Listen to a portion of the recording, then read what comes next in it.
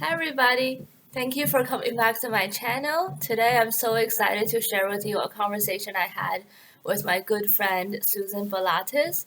She is the director of Noah's Ark Preschool, the preschool that all three of my children went through. My youngest is currently going through that preschool. She just has so much wisdom to share about parenting, about faith. I highly recommend you watch the entire thing. I just felt like even talking with her was so just ministering to my soul and healing for me. And her voice is just so calming. So I really encourage you to watch it no matter what ages your kids are. I think that you might get something out of it. So please subscribe and like this video. And with no further ado, we will get to the interview. So I'm doing a series of these interviews with a lot of my friends who I respect, and I know you have so much wisdom in all your years of from like meeting Christ, accepting Christ, as well as going through motherhood and teaching, running a preschool, and your walk with the Lord, and all that. It's just so amazing. And I know every time I talk with you or hear you speak at the school, I just get so inspired. I never get enough of you. Yeah, so can you start by just telling us a little bit about how you grew up? Because I know you grew up also as an immigrant family in an immigrant family, right? Yes, absolutely. So my dad is from Bolivia, South America, and it's really talking with him is amazing because you see God's hand in his life. He was raised in a family. His mom was like 14 when she got married, and she married a man who was much older than her. But back in those days, that's what they did, and proceeded to have 7 children. He was in the middle, and he acted out a lot because he was that middle child, and his dad, who he loved so much, died when he was only a small boy. Oh, And wow. his mom had no tools or resources to help her be a good mom. And she used some really hurtful words towards my dad. She used the word desgraciado, which means without grace, literally, but it really means loser. And it really hurt my dad. There was not unconditional love in that household. In fact, she even got frustrated and sent him off to an orphanage. And while he was in the orphanage, he didn't even go to school, and he got Oh, very wow. sick, and he ran away, and he came back home and entered the courtyard, and the maids, the criadas, because they were pretty wealthy, pointed him out to her, and she said, all right, take him back in. So he didn't really have what I call that unconditional God kind of love given, and it really impacted him throughout his whole life. And so because of that, that's one of the things that I talk to parents, and one of the things I desired within myself was that I'd watch every word that came out of my mouth, because our words can either give life or they can give death. And I saw what they did to my dad. So with that being said, the one beautiful thing is his best friend, he went to an international school. I was there, and his best friend, I don't know if they were Wycliffe Bible missionaries, but they were there to, I think, translate. I'm not sure. It might be the Aymara, or it was some Indian language there, and they were Christians. And he was best friends with them, and he saw that family life was different than his family life. He liked to be at the house. He felt the love in the house. And so when he came over to United States, his older brother ended up being like a pilot or something, and gave him a ride on a plane that was broken down, probably barely made the trip. So that was another grace of God.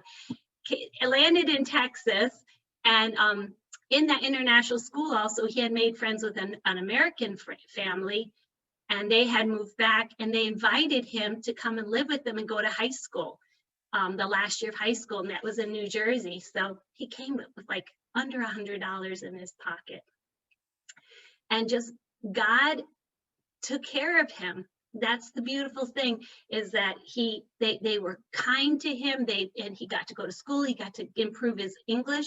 Then that family had friends with somebody who was high up at SUNY at Albany, and they got him a scholarship to SUNY at Albany, and he got to come here. And then he worked so hard. He worked at night as an Arthur Murray dance instructor, and that's where he met my mom, gave her a lesson, and the rest is history. They ended up getting married. He was very hungry to find out about God, and they became Christians, and they raised us. So I was raised up in the Loudonville area, went to Loudonville Community Church with my parents, and my mom was the one that led me to the Lord, because I knew my mom was just very joyful and a sunshine kind of person, but I knew that I needed a savior, even when I was young, because I remember stealing a piece of candy and hiding underneath my sister's bed, and I was convicted. I had this sense that I knew I needed a savior. So my mom prayed with me when I was a little girl, and that was the beginning of my faith walk. But then when I became a teenager, I wanted popularity. I was a high school cheerleader, and I kind of drifted away. But what's so beautiful is when you raise a child, like my mom would sing songs to me about the Lord and help me memorize Bible verses, and I went to church a lot. That just stays inside your heart. And so whenever I went through hard times, I ended up going to college in Iowa. All those things would come back to me, and plus my mom's faith, because there was a time where I even wonder if God was really real. Went through that season, and then I thought, my mom stakes her life on it. My mom isn't just somebody who spouts it, she lives it, she breathes it. It's the essence of who my mom is.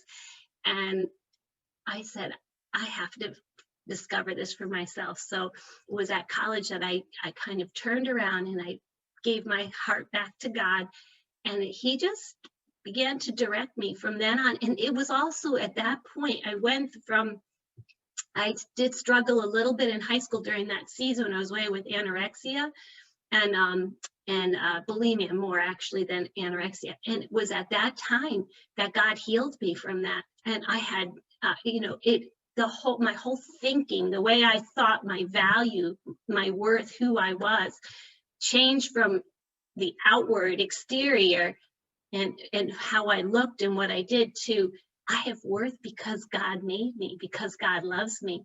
And I chokes me, but that's why I do that at the preschool, because I think it's foundational that children grow up knowing that they have value simply because they're handmade by God, unique for a purpose, and that when you find that value, and you also have a purpose, and you find out who you are. So also I share with the moms too, is that verse that says, train up a child in the way he shall go. When he gets old, he will not depart from it. It isn't just about faith.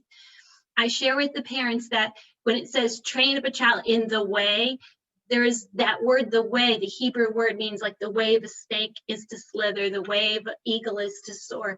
And to really, one of the best gifts we can give our kids is to notice what they're good at, notice what their purpose is. And it's going to be different for everyone. We can't put our purpose into them, but we have to help them to find out what they like, what they're passionate about, and then help them go in that direction. Because a person who is doing their purpose, there's just something, there's a joy and a fulfillment. It doesn't mean things are easy. Like this year at the preschool has been a really challenging year, but because I'm where I'm supposed to be, I can wake up in the morning and say, I get to go to work, not I have to go to work.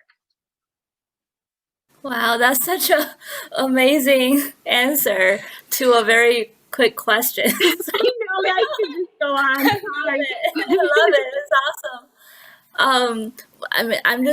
I'm grabbing onto the part where you talked about, even when you had that faith growing up as a young child, but like kind of getting a little bit lost in those teenage years. And I think I'm getting close to the point where my oldest is getting close to that teenage year, so I'm getting a little bit anxious and nervous.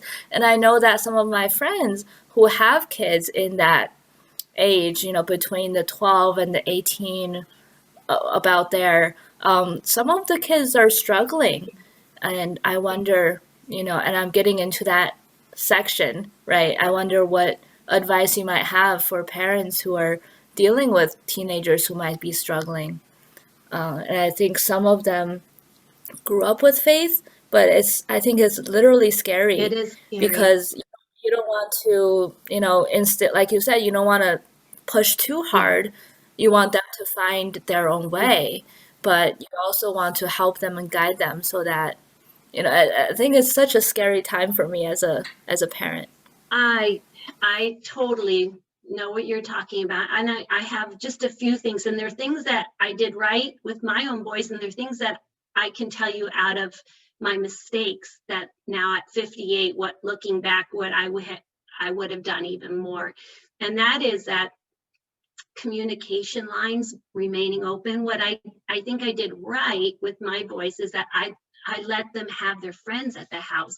And some of their friends, their parents were very worried about like getting marks on the wall or breaking something. And our house wasn't like that. Our house was like a house that you live in, so that the kids always wanted to be at our house because they felt free. And with that, I would listen. I'd listen in the car when they were talking to each other, because they can kind of want to keep things from you, but when they're talking to their friends, they totally forget. And so you're talking, you get a sense of if this is a healthy relationship that they have, if they're going through something. And then I would use that as a springboard at night. And I was always a person that needs my sleep, so that was a big sacrifice. But I think even through my whole child's life, I would come in their room at night before they went to bed, and I read to them and they read to me.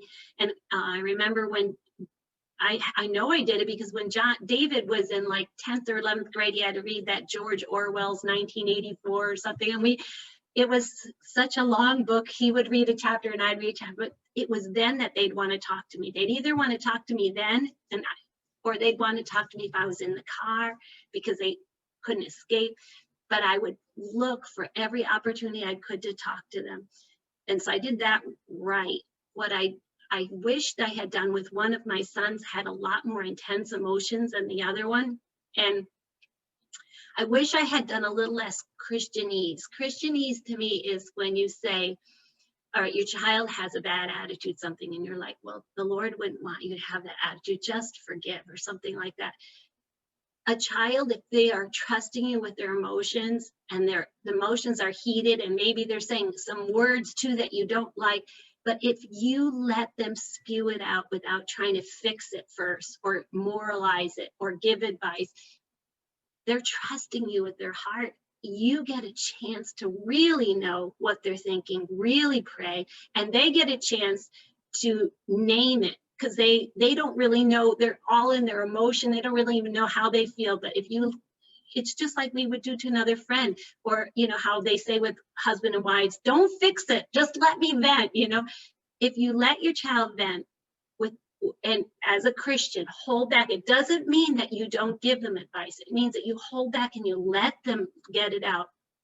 You just have a lot more wisdom in how to pray, and then guide them into a positive direction. And maybe even as you're talking to them and just reaffirming what it is that they're saying and what it is that they need or what it is that's hurting them, then you can guide them into that forgiveness. So I would say that.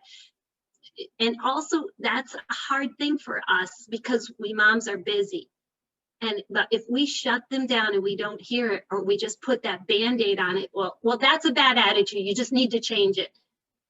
They're going to stuff that, or they're going to go tell somebody else, and you're not going to have that strength of relationship. And so that's just my one thing that I would tell parents is let your kids talk to you when find ways that you can be alone, even if you have to create it. Like I know some friends that would have, they call them date nights, and the dad would take the daughter out once a month or once a week, or whatever, and then the mom would take the son out, or vice versa. But creating moments carving out moments for them to share their heart with you, I think is just really important.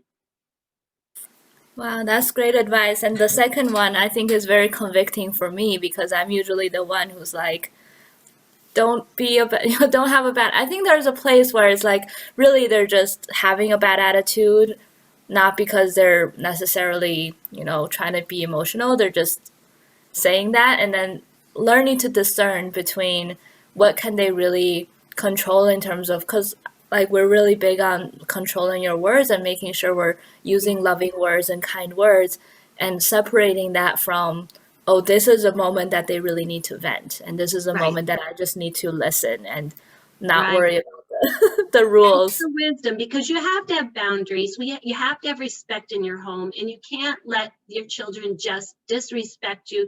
The same respect that you give them, you expect of them. But that is being respectful when they're in that heat of that heavy emotion, to be a listener. And then, later on you can talk to them about those things at another time when they're not heated, because when they're all in that emotion, they're not going to benefit from you saying that isn't right, or you shouldn't do that, you shouldn't feel that way. It doesn't help. But later on, when they've calmed down, the times that I did do it, I remember them giving me a hug, and then later on saying to me, I could say to them later on, was that really respectful the way you handled it with the teacher? What is a better way you could do it? Offering, okay, this is the problem. Helping children to learn how to problem solve, I think, is another thing too, that we moms, especially moms that are of the D personality I or want to C fix it for them. personality, C might want to instruct them, D will just tell them what they do wrong, and S will want to fix it for them. But the one that you really want to work on is, what could you have done differently? All right, after the heat of the moment, you could say, okay, this cause this consequence. What could you have done differently? And what would you do in the next time? And have them come up with some ideas of the way that they could do it, and learn from it. Because that's the thing I've learned at 58.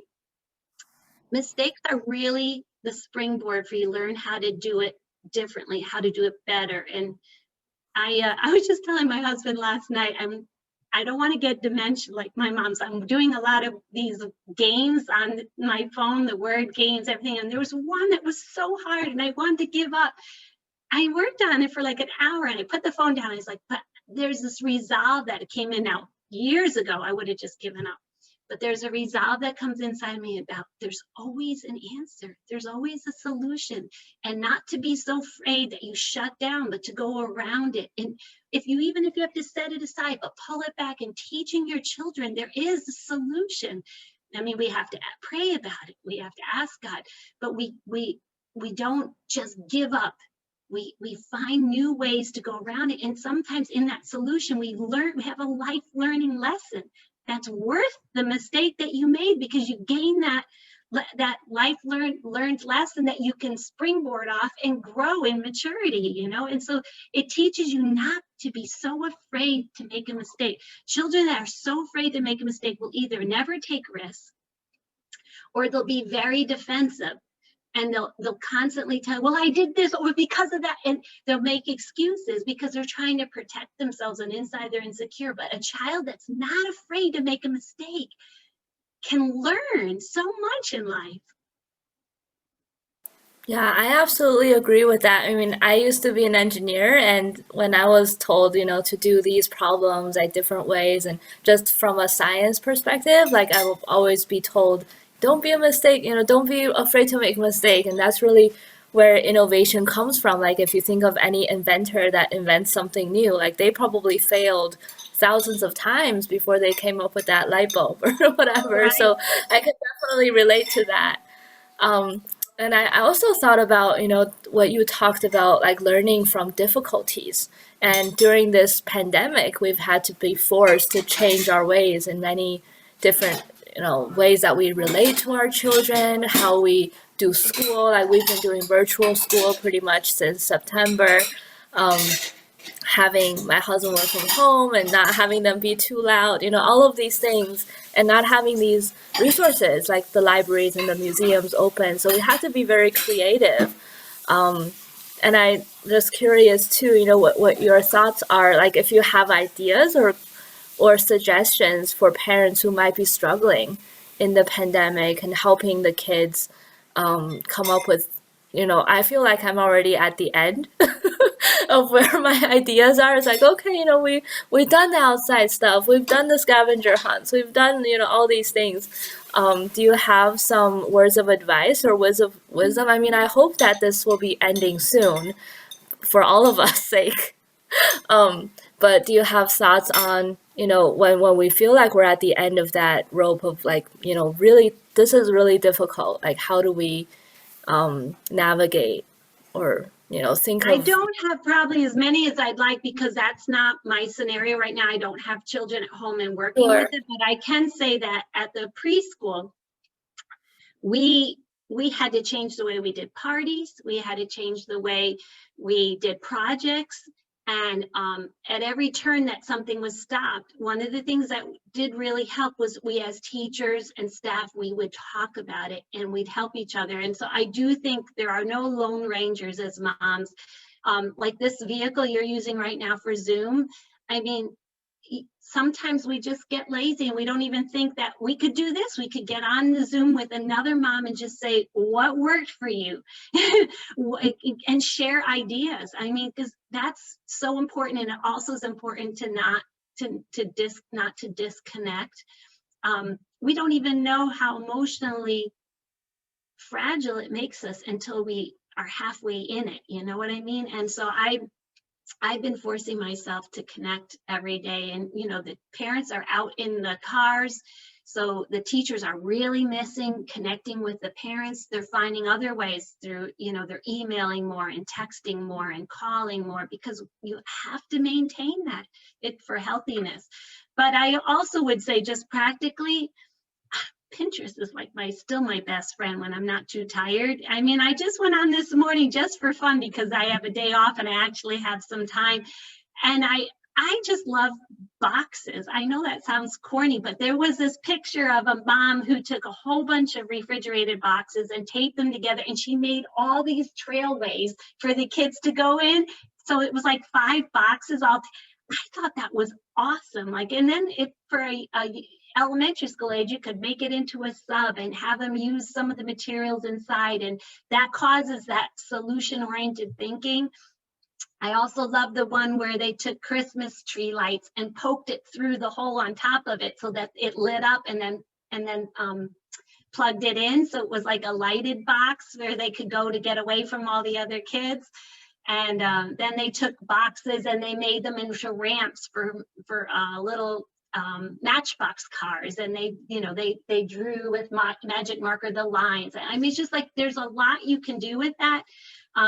Give a kid a bunch of tape, colored tape and boxes, and you don't know what will come of it. You know what I mean? So That's a great one. Yeah, I think we have a lot of cardboard boxes, so we'll definitely take that one. So I wanted to circle back a little bit and talk about your faith and your walk with Christ. I know that you wanted to be a missionary, right? Like was it right after college? So I went to college in Iowa for psychology, and then I transferred to a Bible school in Dallas, Texas, which was a really international school. It was awesome. And one of the first friends I met were from Africa. It was Azariah Twagira from Uganda, and I met John Okobi from Nigeria, and Bartholomew and Afia Manjoro from Zimbabwe, and let's see, Abraham from well, it was Zaire back then, but Democratic Republic of Congo, and Grace from South Africa. And we would they just kept popping out. And one of them, Azariah, had left 7 children and his wife home. He was a mature pastor, and he came for just 1 year, and he was really homesick. He didn't understand our money system. He didn't like our food, and he was really homesick. And so I thought, what can I do? So I said, teach me how to make African food. So he taught me how to make chicken wamba, which was with red palm oil and peanuts. And then this fufu. In other countries, it's called ugali. In other countries, it's called shima. It's kind of like a cornmeal mush, and you take the cornmeal mush and you dip it. So I really never learned how to make more than just that one meal, but I made the meal. And I didn't have a lot of money, but the food was always enough. And then I just invite all the Africans to my apartment, and we had awesome parties. And it was at that time that I began praying and thought, I want to become a missionary to Africa. And I started to live it, eat it, dream it, and pray for it, and ended up getting engaged to a man from the Democratic Republic of Congo who was a music pastor of a church for like 2000 in the middle of Kinshasa, Zaire. And the funny thing with all of that, there was a lot of beautiful things that happened at Bible school through it. But when I graduated, everything fell apart, and I didn't end up getting to go. And then on top of that, a year or two later, Zaire had a military coup, or it was just horrible violence.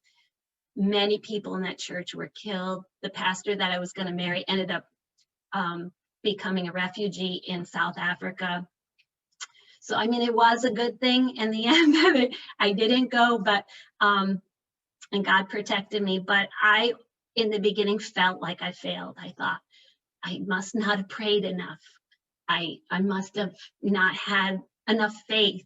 I must have, just not done it right. And I did feel some guilt over that for a while. And then I thought, well, if I didn't hear God right, or maybe I was wrong and I wasn't supposed to go, how can I trust that I could ever hear the voice of God again? So I kind of pulled back even from trusting in that. My faith was in God, and it was very wanting to serve him and love him, but I just went through a season like that.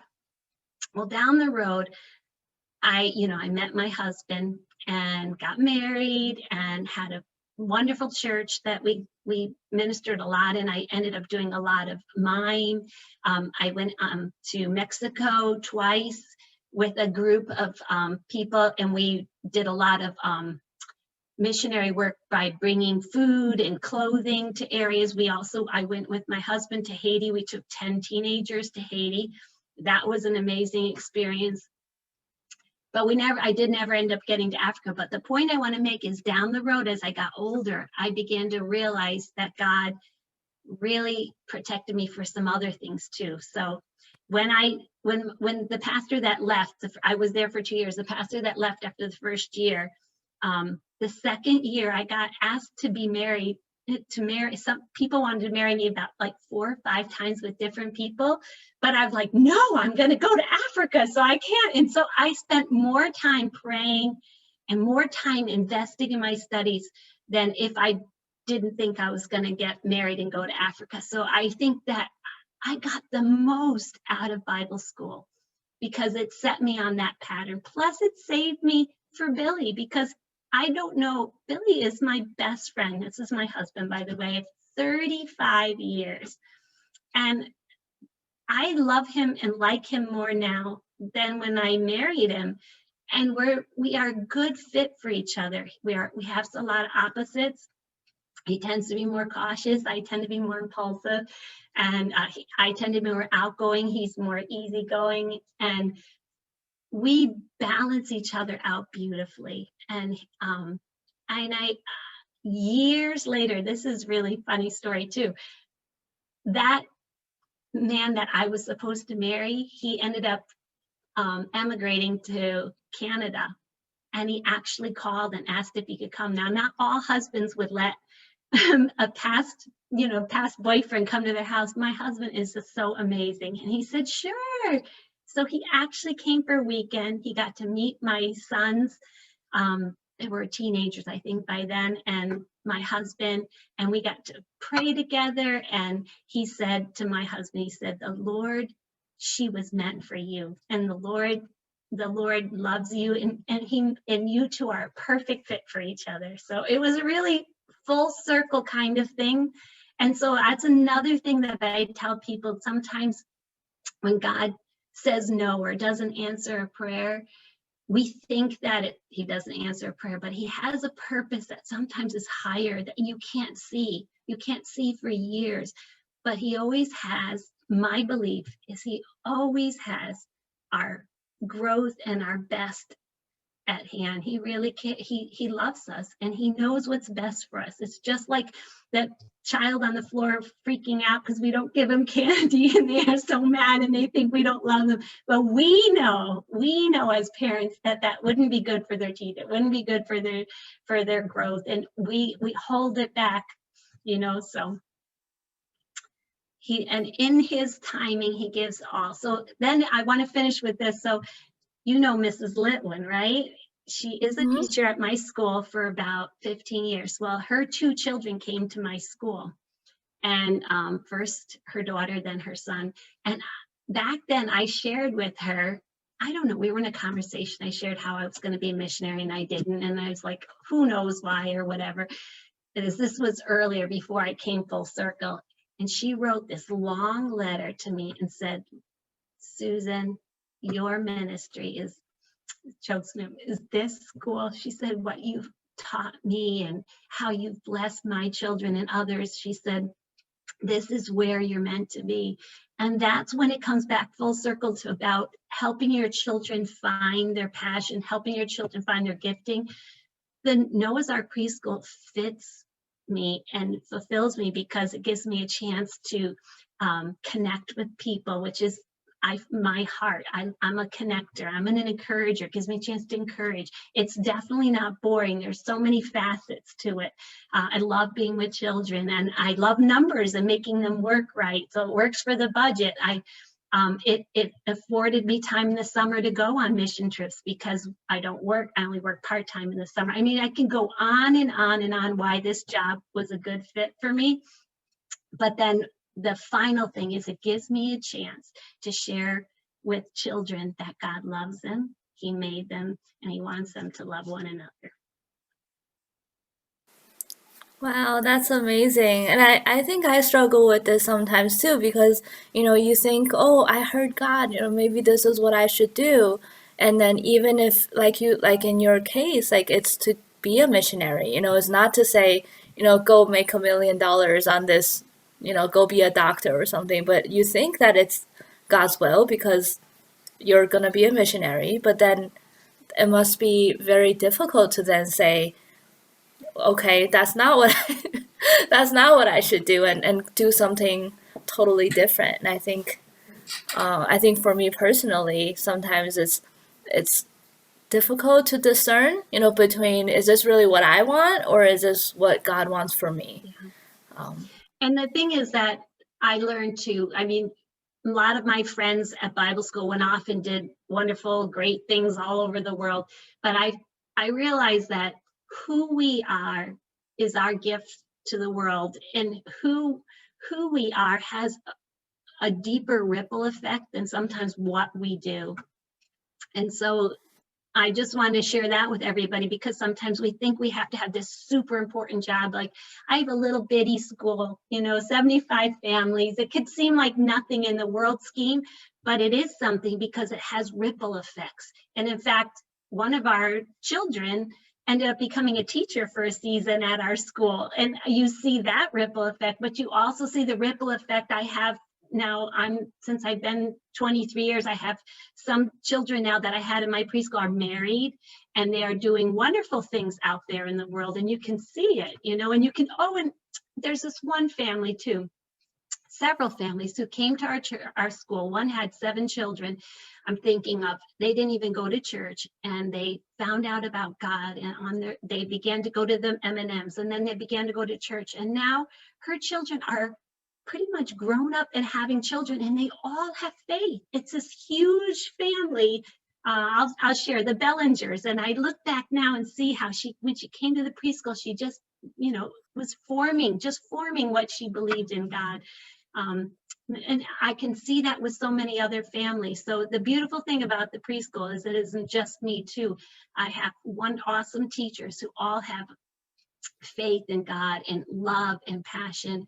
And together we get to encourage these families at a time which is really physically draining. And So we love coming alongside them and supporting them and giving them ideas and how to. Yeah, I can definitely say the school has had a great impact on our family. I feel like our faith has strengthened.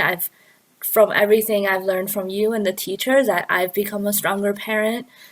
So definitely. And I think I forget who said it, but doing small things with great love, right? That makes such a big difference than doing these quote unquote great things Yes, out there. absolutely. I That was want to Mother Teresa, by the way, who said Yes, I wanted to say, but I didn't want to get the wrong person. that. I'm wondering too, can you share a little bit about, because I know as a Christian, so we go through these seasons, and as a new Christian is different, as a student in a Bible college is different, and then as a parent and, as a different. Hi. Hey, Jonah. Want to say hi? It's Mrs. Bahlatzis. Okay, hold on a second. Did he say I want food? Hungry. They're always hungry, right? Especially the boys. But I wanted to ask maybe one final question because I don't want to, take too much of your time. But what do you think about your faith now? Like, are you still growing? Do you feel like there's still areas that you're growing? And what are some disciplines or different techniques or, Bible studies that you're doing to continue that? Because I feel like, at least personally, like I feel like sort of at a stagnant state where I am now. And I'm sure, whoever's watching this, maybe some of us feel like that sometimes. It's like, okay, I have my faith, I have God, I pray, I do these things. But then sometimes it feels like I'm not like hearing God or understanding, like the closeness sometimes doesn't feel like it's always there. So I wonder if you have some words of advice for, just continuing to pursue and continuing to keep that passion alive. That's hard to so many areas that I could go in. But I can say that what I've changed after I'm 58, being a Christian since I was 5, couple of things. One, I used to kind of in my prayers tell God what to do or how it should be done. And I've learned in the years, again, like that one example is only one. They've had so many examples of trusting God. There's that verse in Proverbs 3:5, trust the Lord with all your heart, lean not on your own understanding. In all your ways, acknowledge him, which means know him, and he will direct your path. And that's part of how you can be directed, is that when you get that word of God inside of you, it's living and active, and it comes out. All those verses I memorized as a child, I do really encourage parents to memorize verses. My mom always gave us treats and money and points to do it. And I mean, to this day, I know the whole chapter of Psalm 1 because she made me memorize it, but it comes back and it comforts you at times when you're sad. It admonishes you at times when you don't want to do something, and that verse pops up in your head. And it also gives you that wisdom and guidance. And so my trust level, that's experiential. That just comes with time, trusting God. And then I talk with God all the time, from the time I wake up. When I'm working, I can't, but my mind, it says to keep our mind on him. And also I really watch what I say and what I think, because that is huge. It's really a battle. And back when I had bulimia, part of that also was, I didn't mention, was the kind of material I read. I used to read all those, well, I don't even think they're big now, but Glamour, 17, Mademoiselle, all those kinds of things. And you fill your head with, that's the way, the direction you go with what you fill your mind with. And now I know I want to, the Bible says, whatever is good, whatever is pure, whatever is lovely, whatever is of good report, think on those things. Well, for the pandemic especially, I could only take news and politics, all that, in small doses. I didn't want to hide my head in the sand, but I could take them in small doses. But if I couldn't solve it, then I put it on the shelf. I would pray about it. I'd give it to God, but then I would focus on what I can do. And I would have been paralyzed to even be able to do something if I didn't think about, well, what is still good? I'm looking at the birds outside. I'm getting joy out of them. What else is still good? I'm still healthy. The school is still open. Being thankful, having a thankful and grateful heart really does open your heart. Because again, underneath, to be thankful, you have to trust. To be thankful, you have to look for the good. And when you do that, God's love and his connection comes to you, because if you don't, it's very easy to get cynical. It's very easy to get overwhelmed, anxious, disappointed, cynical, all those things. And then the last thing I would say too is that one thing that actually is you have to guard your heart too is even in the area of forgiveness. No one walks through life without getting hurt. No one walks through life without being misunderstood. No one walks through life without people doing things that can wound us. And God's love and coming to him and letting him just soften your heart with his love and his mercy, and focus on how he forgave. That what the man on the cross said to Jesus, he said, Father, what Jesus said on the cross, Father, forgive them, for they know not what they do. I try to do that when people have hurt me. Is I have to say, they really down deep, most of the time, don't even know to the level that they've hurt us. And so it helps me to be able to forgive, helps me to give the hurt to God and let him heal me. It causes me to move on. And when I hold unforgiveness, I can't feel the presence of God. So for me, it's imperative that I let go of any hurt before it becomes bitterness, because it disconnects me from my energy source. It disconnects me from my joy, from my peace. And if I can forgive every day, and bless those people, pray a blessing upon it. The Bible says, bless those that persecute you. And it releases. I remember I had some unforgiveness towards somebody really bad, maybe about 15, 20 years ago. And I tried to do that. I tried to say their name. I couldn't even say their name the first day. I was like, bless. And I was like, no, don't bless them, God, because then they won't know they're wrong. And what they did was very, very wrong. And the next day I would try again, bless. And I'd get the name out and I'd say, bless this person and give them favor and give them joy today. And it was so hard. But after a while, I couldn't help but love this person. I had invested time and prayer in this person. I wanted this person to succeed. You know what? 5 years later, I had forgotten all about it. 5 years later, I get a phone call. This person called me and said, Susan, can you ever forgive me? What I did was so wrong. And I have been afraid to call you for past year or two. Every time I pick up the phone, I hang up. Can you forgive me? I said to this person, and I said their name. I said, I've forgotten about it. Of course I forgive you. I love you, and we had this great talk. And unforgiveness frees you. You know what I mean? If I had held that, it doesn't hurt her. It only hurts yourself, So those are the things that I do to keep walking with God, is wake up and say, God, I examine my heart. I never really examined my heart when I was young. I had a lot of maybe hyper faith and a little spiritual pride. I look back now amidst all the good, but one thing that I discovered now is, let's look at what's going on in here first before I take the mote out of somebody else's eye. And then, Lord, change me, help me to let go of this, even just a little hurt or a little bit of misunderstanding, and just forgive them. And also not be so rigid about the way I think, because sometimes what I'm upset about them is because I'm defensive, because maybe they had a little bit of truth in there, and I can learn and I can grow from that. And if we're not afraid of that, then God, he can use us and he can help us grow.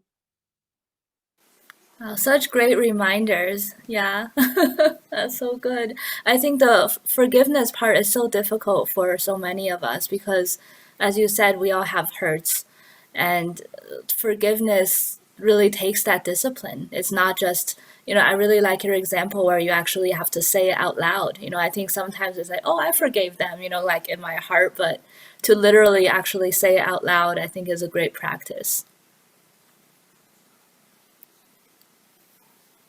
Awesome. Well, thank you, Susan, so much for your time. Was there anything else that you wanted to share at the end? Just wanted to give you a chance, if there's any parting words you'd like to leave Thinking with of us. one last thing too. About 2 weeks ago, I did a little mini Bible study for our staff, and I brought in some honey for each one of them. This is the church staff, not the preschool staff. And it comes from the verse in Proverbs where it says, pleasant words are like honey, sweet to the soul and healing to the bones. And research has shown that when you have a positive attitude and when you are using positive, that it actually really is healing physically to you. So I'm not talking about just like being a Pollyanna, and just faking it. I'm talking about that intentionally waking up each day and looking for something to be thankful for, looking for something good. And how about even in our children? Because I've often said to parents that they're like a garden, and you can either be constantly picking the weeds and noticing the bugs, or you can be looking at the growth. And your children every day are going to have things that you're like, oh, this is not good. And it's my job to train them. But without realizing it, children can get discouraged easily if we're constantly looking at what needs to change and noticing the bad. And if every day we're also trying to catch our children doing something right, trying to notice intentionally and speak that, because the more that you say, and maybe that child left the toothpaste all over the sink, but he made his bed and you didn't even ask him, and you said, oh, I just love that you woke up and you took the time to make that bed. You're really showing responsibility. It makes them want to do it again. But if we're only focusing on what they did wrong, it makes people, I know that for the many years, I never wanted to play tennis because it's something I didn't think I was good at. And then when I discovered somebody said I was good at it, it made me want to play it more. And we tend to go to that which we feel confident in and that we're doing more. And so if you're pointing out in your children's lives some things that they're doing right, it's like putting that deposit in the bank. So if you have to then correct them and take out some of that, withdrawal, it softens it. So just in your children's life, you definitely have to correct. That's part of parenting, but you can also at the same time be looking for the things, the little buds of growth when they are kind to their brother, or when they do something responsible, or when they put something away you didn't ask them to. If you can be intentional about waking up every day, say, I'm going to look, and catching it early, you can kind of make a positive turn that direction instead of the day going and dissolving into a whole bunch of stress and negativity. That's so awesome. That's again such a great reminder. I think especially for me, like coming from an Asian family and an Asian background is not the normal way of how, some parents are. Like they're just not like, I think they're coming from a different background, a different heritage. So to intentionally focus on the positive, both in ourselves, I think starting in ourselves and not being, I think sometimes, at least for me, the tendency is to even self-criticize, like have the self-talk, but to change that to be more positive and looking for the growth both in ourselves and our children, I think is such a. I like that the Asian, and I don't want to generalize, so tell me if I'm wrong, but it does seem like many do have a high standard, and I'm not against that, because we all need a standard to go to, but some children are more on the sensitive side, and they already have that inner high standard, and when we notice that, especially our C children, the conscientious children, then it can be something that can cause hurt and cause a child to freeze up. Then you have your other children, those happy-go-luckies that maybe don't have that standard. You can raise that standard and help them to raise it. So there's nothing wrong with having a high standard and working together with them to make it for themselves. But when you have a sensitive child, we really do have to be careful about our words. That's such a great point. We didn't talk about the disc personalities, but I can put a link in the video for that in case people need more information about that. But it's so true that it depends so much on the child, right? Like And your we parenting can't be, I remember talking with one of my son's girlfriends who had some real issues of her. And I remember meeting the father, and the father says, I don't know what was wrong. I treated them all the same. And I thought to myself, I didn't say a word, but in that, I think he thought I treated them all equitably.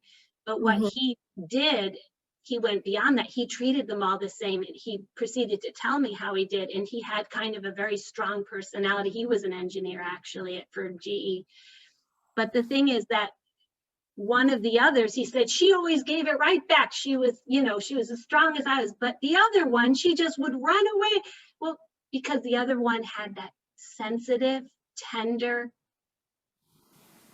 standard personality. And so your parenting has to adjust to the needs and the temperaments of each child if you really want to be successful. So it's not the case of being equitable, it's the case of understanding every child is different, and that as our parenting has to adjust to the needs of each child in order to be successful.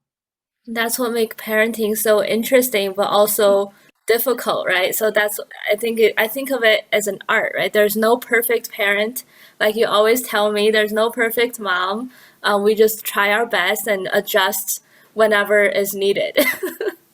And actually, I had a conversation with one of my sons, maybe about a year or two ago, and it was in an area that I was weak, and he made a point about it, and he said, that's okay, Mom, I love you, and what you gave me was so great. And how lovely to have your children grow up and to be able to extend the same mercy to you that you extend to them. Awesome. Well, thank you so much, Susan. I so appreciate your time. You're Um, welcome. It was fun. Thanks everybody for watching. I hope you enjoyed this video. If you liked it, please hit the like button and the subscribe button. Share it with your friends. I hope the message can be spread to more people and help more people along the way. Um, if you feel called to support Noah's Ark Preschool, I also dropped some links in the description, so you can go there and find out some more information about the school and how to support its mission and helping children and families. Thank you so much for watching. I'll see you next time.